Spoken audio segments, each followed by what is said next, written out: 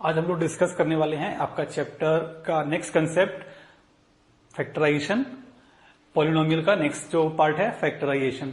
तो सबसे पहले हम लोग सीखेंगे कि क्वाड्रेटिक एक्सप्रेशन को कैसे फैक्टराइज करते हैं। ठीक है, तो क्वाड्रेटिक एक्सप्रेशन का मतलब होता है a x square plus b x plus c, this expression, and इस एक्सप्रेशन में a is not equal to zero, क्योंकि अगर ए जीरो हो जाएगा तो ये क्वाड्रेटिक एक्सप्रेशन ही नहीं बचेगा। इस एक्सप्रेशन को हमको फैक्टराइज करना है। तो इसको फैक्टराइज करने के लिए देखिए क्या करते हैं हम लोग, coefficient of x square and constant term को मल्टीप्लाई करते हैं।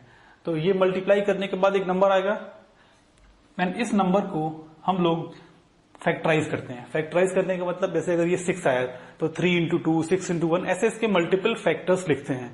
एंड हमको क्या करना है, इसको उन दो फैक्टर्स में लिखना है जिनका sum should be equal to coefficient of x means B.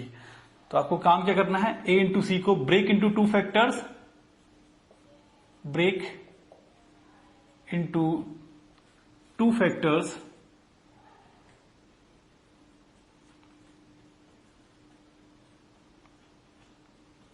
such that their sum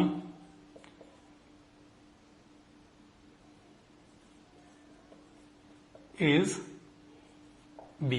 तो उनका सम क्या होना चाहिए, b। हमको ऐसे इसको ब्रेक करना है, एंड ऐसे ब्रेक करने के बाद b को हम लोग उन दोनों फैक्टर से रिप्लेस कर देंगे।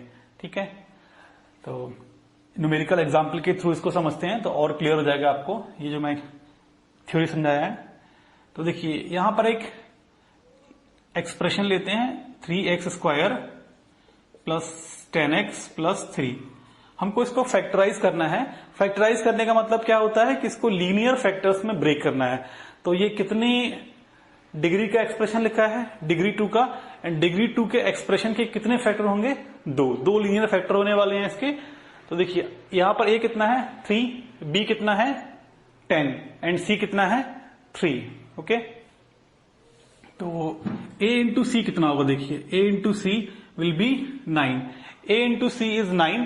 तो हमको 9 को ऐसे लिखना है फैक्टराइज करके कि सम करने पर 10 हो जाए। तो यहां से बहुत आसान दिख रहा है, सिंपली इसको 9 इंटू 1 कर दीजिए, तो दोनों का सम क्या आ रहा है 10। तो अब इस एक्सप्रेशन को हम लोग क्या लिखेंगे, देखिए 3x स्क्वायर, ये जो 10x लिखा है इसको 9x plus 1x, that is 9x plus x plus 3। ठीक है, एंड उसके बाद क्या करना है, आपको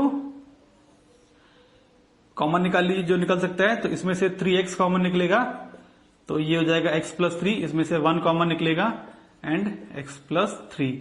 तो दिस विल बी, इन दोनों में से x प्लस 3 कॉमन निकल आएगा तो ये हो जाएगा 3x प्लस 1। ठीक है, तो इसके दो लीनियर फैक्टर हो गए हैं x plus 3 and 3x plus 1। एक और क्वेश्चन कर लेते हैं।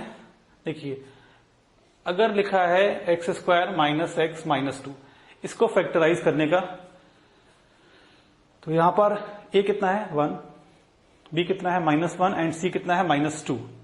तो a इंटू सी यहां पर देखिए कितना होगा 1 इंटू -2, दैट इज -2। अब इसको ऐसे ब्रेक करना है कि ऐड करने पर क्या हो जाए -1। अगर कोई 1 बोल रहा है तो गलत है, क्योंकि b की वैल्यू कितनी है यहां पर -1। तो इसको लिखेंगे -2 इंटू 1। देखिए इसको लिखने का एक तरीका ये भी हो सकता है 2 इंटू -1, लेकिन this is wrong and this is correct.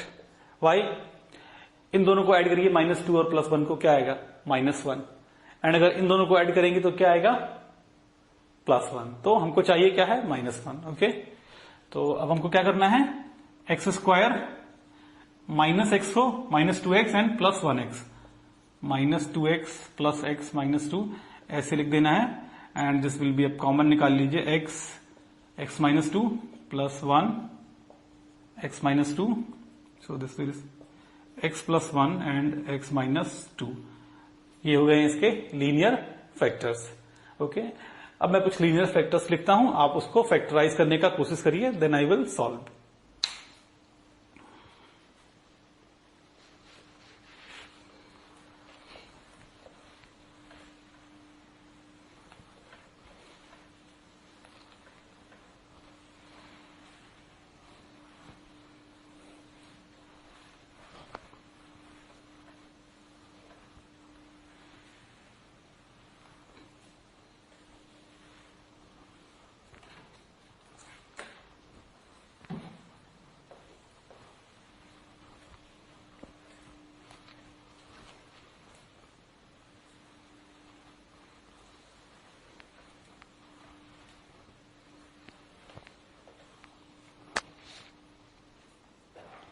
ठीक है, तो अब आपको फैक्टर करने हैं।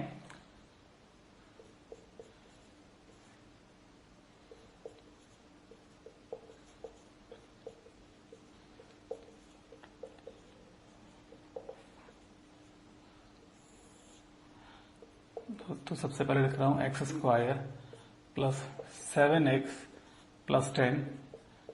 सेकेंड लिखा है 6x square plus 5x plus 1। Third लिखा है x square minus x minus 12। And fourth लिखा है x square plus x plus 1। इन चारों को आपको फैक्टराइज करना है।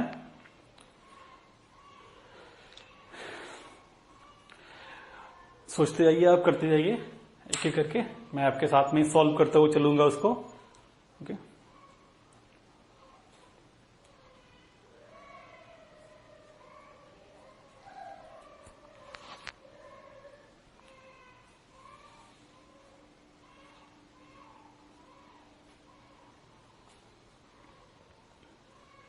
सबसे फर्स्ट वाले में क्या कर रहे हैं वही, सबसे फर्स्ट वाले में क्या करना है आपको, देखिए x square plus 7x plus 10।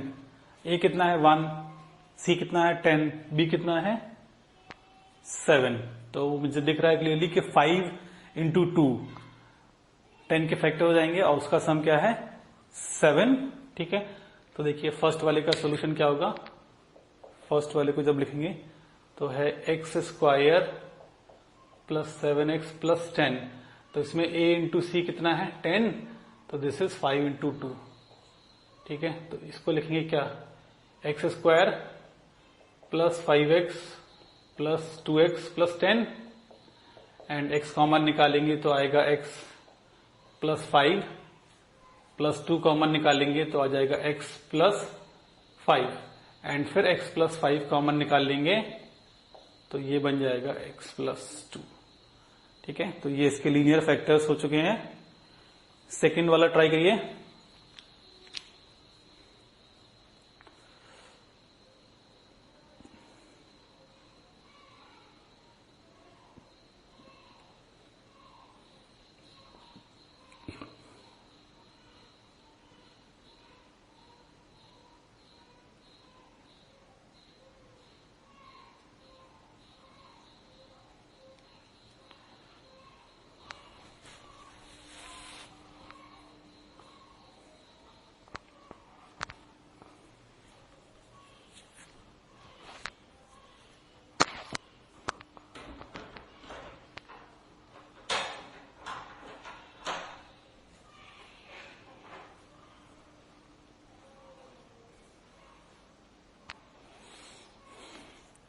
देखिए सेकंड वाले में क्या होगा,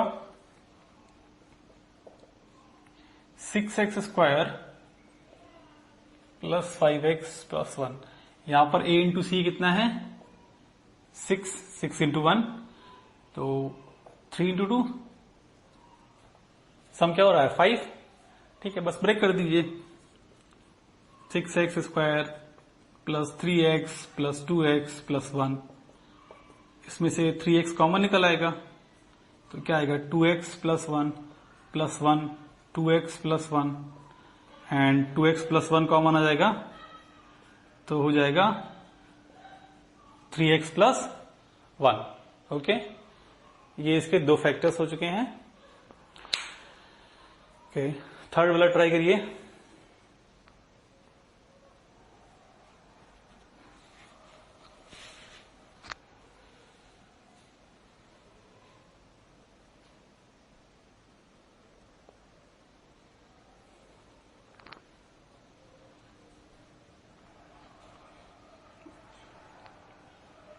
थर्ड वाले में a 1 है, b माइनस 1 है, c माइनस 12 है, a into c minus of 12 है।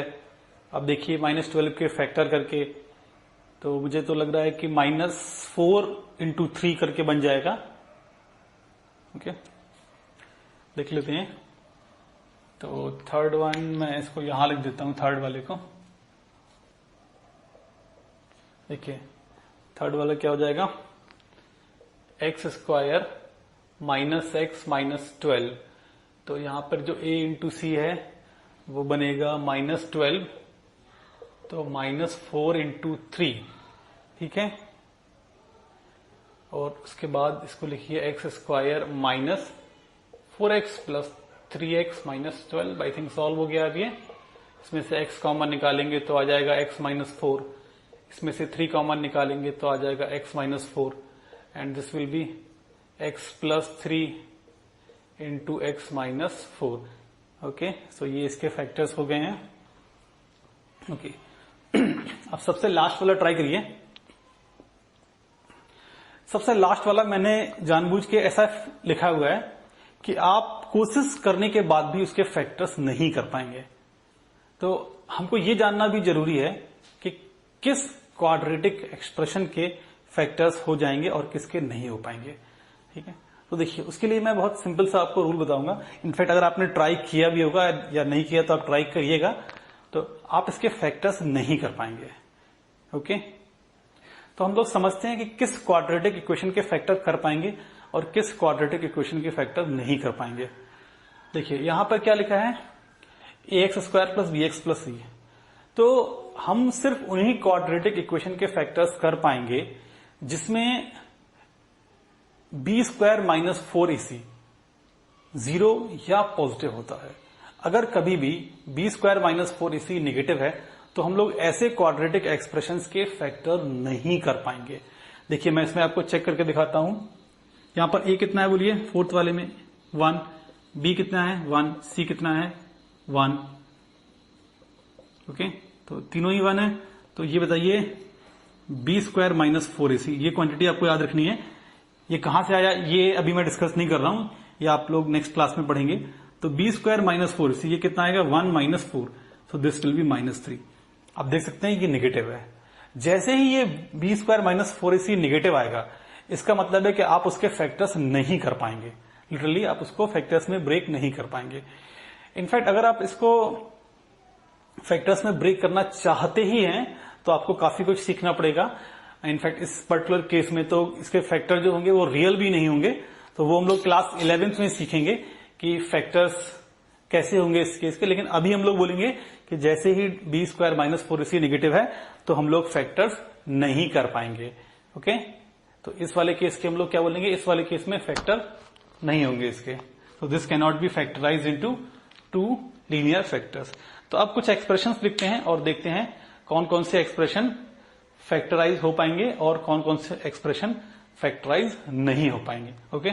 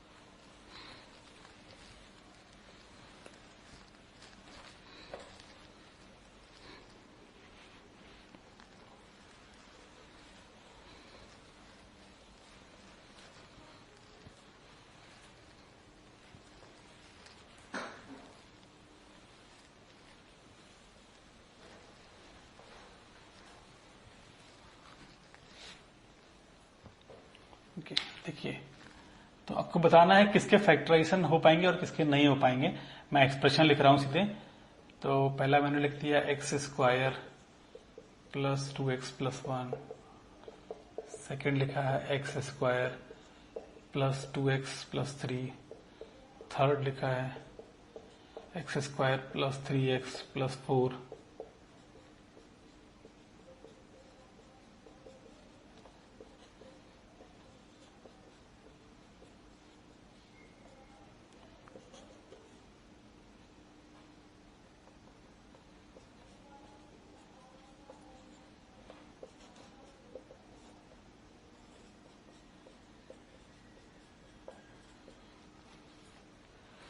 ओके, ये सारे मैंने एक्सप्रेशन लिखे हुए हैं।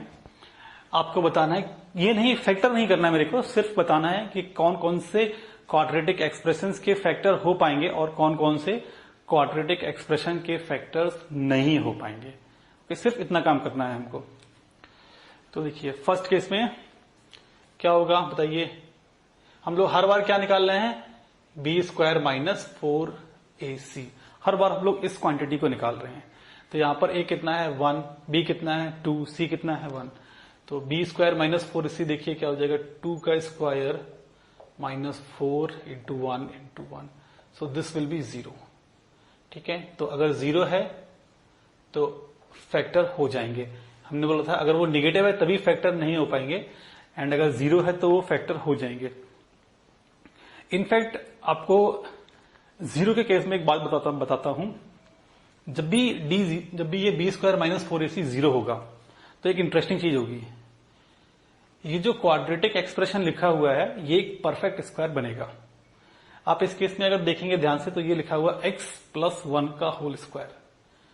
कभी भी अगर d 0 है, d मतलब b² माइनस 4ac को बोल रहा हूं मैं, अगर कभी भी b² माइनस 4ac 0 है तो इसका मतलब होता है कि expression is a perfect square, मतलब उसके जो दो फैक्टर बनेंगे वो दोनों ही फैक्टर क्या होंगे, आइडेंटिकल। ओके, तो इसके फैक्टर हो जाएंगे। इसकी बात करते हैं तो यहां पर क्या हो जाएगा देखिए, b² मीन्स 4 हो जाएगा 2 का स्क्वायर माइनस 4a3। तो ये तो मुझे दिख रहा है दिस इज -8, तो इसके फैक्टर्स नहीं हो पाएंगे क्योंकि इसका क्या हो गया b² माइनस 4ac निगेटिव। इस केस में देख लीजिए 9 माइनस 4 इंटू 1 इंटू 4, तो ये भी निगेटिव है, इसके भी फैक्टर नहीं हो पाएंगे। ठीक है, देखिए यहां पे 4 का square 16 minus 4 into 1 into 4। Okay, तो दिस विल बी, चेक कर लीजिए, ये बनेगा 0 बन जाएगा ये तो जब 0 बन रहा है इसका मतलब क्या है, ये परफेक्ट स्क्वायर होगा। देखिए जरा इसको, आई थिंक ये लिखा है, देखिए x प्लस 2 का होल स्क्वायर लिखा हुआ है। जैसे ही d 0 मिलता है, जैसे ही b² माइनस 4ac 0 मिलता है, आप सोचिए तुरंत कि ये क्या है, परफेक्ट स्क्वायर है। ओके, चलिए इस वाले में देखिए, इस वाले में क्या हो जाएगा, b है 6 तो 36 b² माइनस 4ac, तो ये तो पॉजिटिव हो जाएगा 24, इसके फैक्टर हो जाएंगे, इसके भी हो जाएंगे जो लिखा था। इनफैक्ट इसका तो क्वेश्चन हमने किया था, इसके फैक्टर्स हुए थे। इसका मतलब क्या है कि इसका d कैसा आना चाहिए, पॉजिटिव, क्योंकि इसके दो अलग फैक्टर आए थे। देख लेते हैं, -1 का स्क्वायर b² माइनस 4, a कितना है 1, c कितना है -2। यहां पर देखिए साइन क्या ध्यान रखना है, अक्सर लोग साइन में गलती कर देते हैं। c कितना है यहां पर -2, तो यहां पर देखेंगे ये बनेगा 1 प्लस 8 मीन्स 9, तो इसके फैक्टर हो जाएंगे। ओके, लास्ट वन देखिए, b² मीन्स 49 माइनस 7 का square minus 4 into a into c, तो ये देखिए कितना बन रहा है 10 एंड 40, तो ये 9 हो गया। ओके, सो इसके भी फैक्टर हो जाएंगे। दिस इज ऑल्सो फैक्टराइज, इसको भी फैक्टराइज किया जा सकता है। तो अब हम लोगों ने ये सीख लिया है कि क्वाड्रेटिक एक्सप्रेशन के फैक्टर कैसे करते हैं, एंड मोस्ट इंपॉर्टेंट कि किस क्वाड्रेटिक एक्सप्रेशन के फैक्टर किए जा सकते हैं, क्योंकि हर क्वाड्रेटिक एक्सप्रेशन का फैक्टर हो जाए ऐसा जरूरी नहीं है, लेकिन अगर किसी क्वाड्रेटिक एक्सप्रेशन के फैक्टर हो सकते हैं तो हम लोग उसके फैक्टर्स निकाल लेंगे। अभी भी कुछ चीजें ऐसी हैं इनफैक्ट जिसको आप फैक्टराइज नहीं कर पाएंगे, उसके लिए हमको रूट्स निकालना आना चाहिए, तो वो हम लोग सीखेंगे क्वाड्रेटिक इक्वेशन में। Okay, that's it for today, आज के लिए इतना ही। एंड नेक्स्ट क्लास में हम लोग सीखेंगे कि क्यूबिक इक्वेशन के फैक्टराइजेशन कैसे करते हैं। एंड क्यूबिक इक्वेशन को फैक्टराइज करना एक बहुत इंपॉर्टेंट चीज है, उसको हर आदमी को दिक्कत होती है अगर जिसने कभी नहीं किया है, और आगे की क्लासेस में इनफैक्ट 11-12 में भी लोगों को मैंने ऑब्जर्व किया है कि क्यूबिक इक्वेशन को फैक्टराइज करना एक बड़ा काम लगता है, जो कि इतना बड़ा काम है नहीं। आप उसको थोड़ा सा प्रैक्टिस करेंगे तो आसान लगेगा। ओके, तो हम लोग अब नेक्स्ट क्लास में देखते हैं।